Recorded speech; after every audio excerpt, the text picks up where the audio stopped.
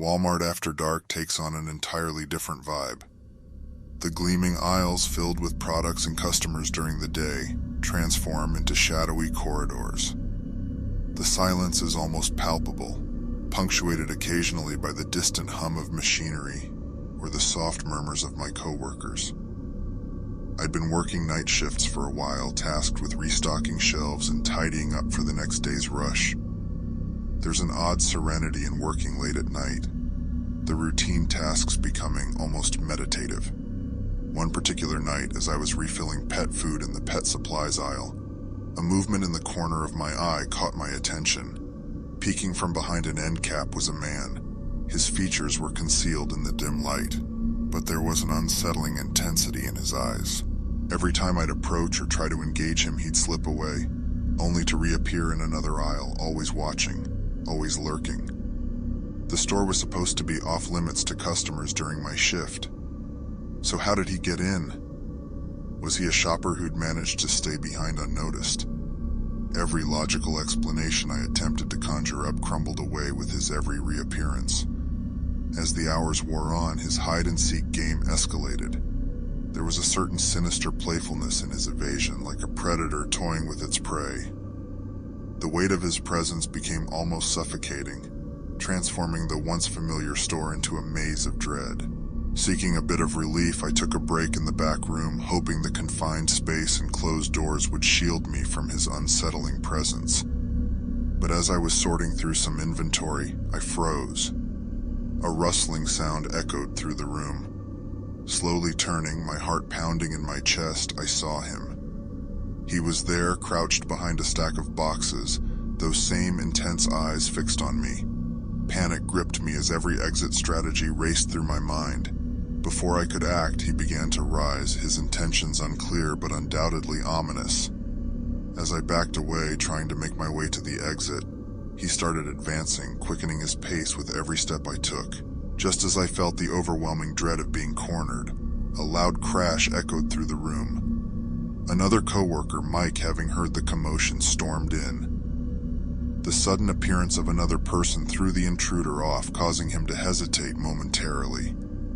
Using this brief window, Mike lunged at him and a brief struggle ensued. The man, using surprising agility, managed to evade Mike's grasp and bolted through a back door. We pursued, but he vanished into the night, leaving behind a trail of unanswered questions. The store's security footage showed no signs of his entrance. All doors and exits had been locked. His sudden appearance and equally sudden disappearance were inexplicable. We reported the incident to the police, but they couldn't find any leads. The man remained a mystery, his intentions and identity forever obscured. The weight of that night's events lingered long after. The sense of safety and familiarity I once felt was shattered. I left the job soon after, but the memories of that night, of the hidden intruder's gaze, still haunt me.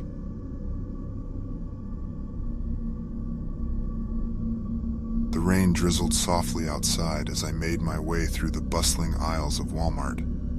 My cart was nearly full.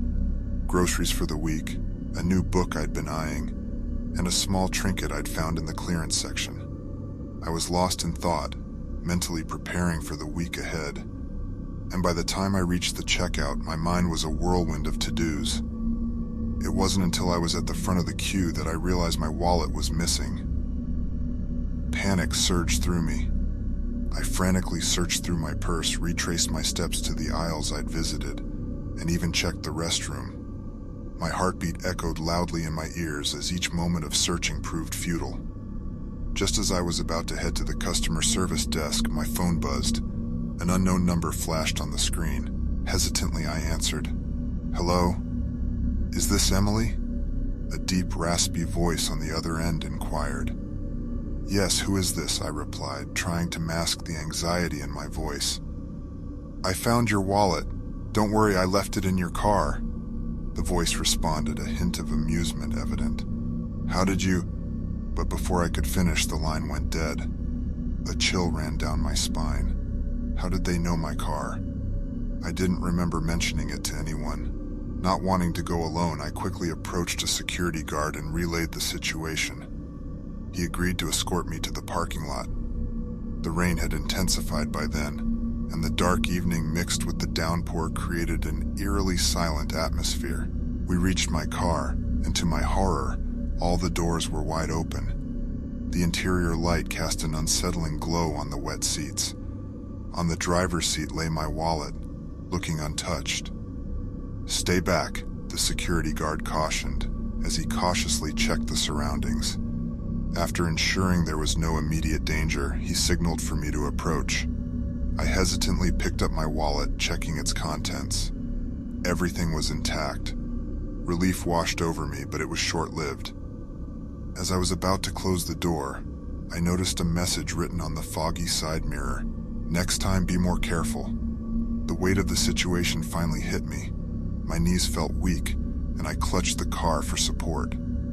The security guard quickly ushered me back to the store, insisting that the police be called. The investigation that followed was thorough, but they never found out who had accessed my car or how they had my number. The surveillance cameras had shown a hooded figure near my car, but the rain and the darkness made it impossible to identify anyone. Days turned into weeks, and though I tried to move on, the feeling of being watched never left. Every phone call from an unknown number made my heart race, and shadows in the dark seemed menacing. What terrified me the most wasn't just the violation of my privacy or the threat, but the realization that our safety can be so easily compromised in the most unexpected situations. Every time I look into a mirror now, the message echoes back, a haunting reminder of that fateful evening at Walmart.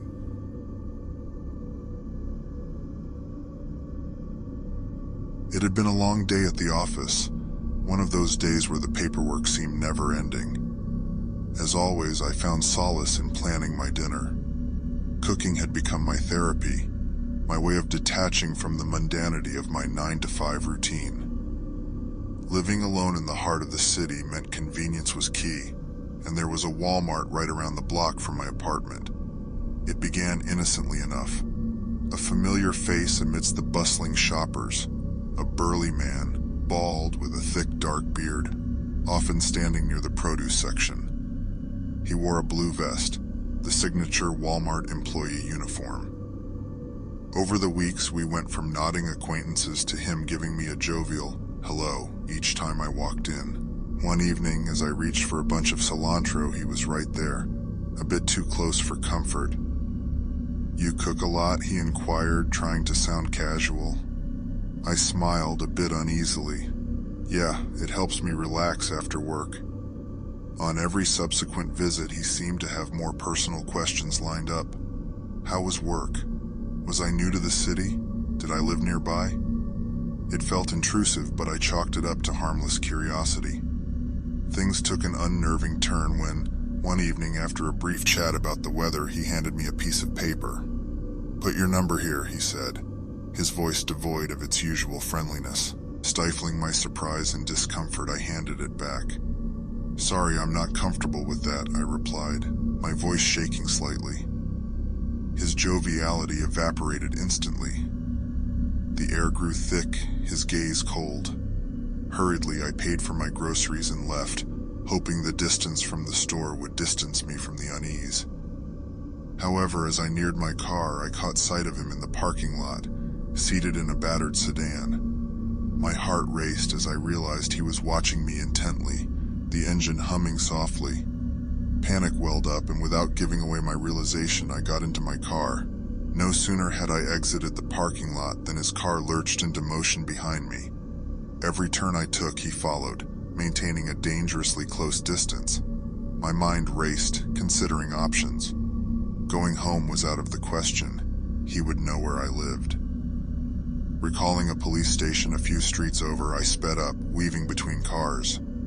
Several tense minutes later, after some unexpected turns and alley shortcuts, I lost him.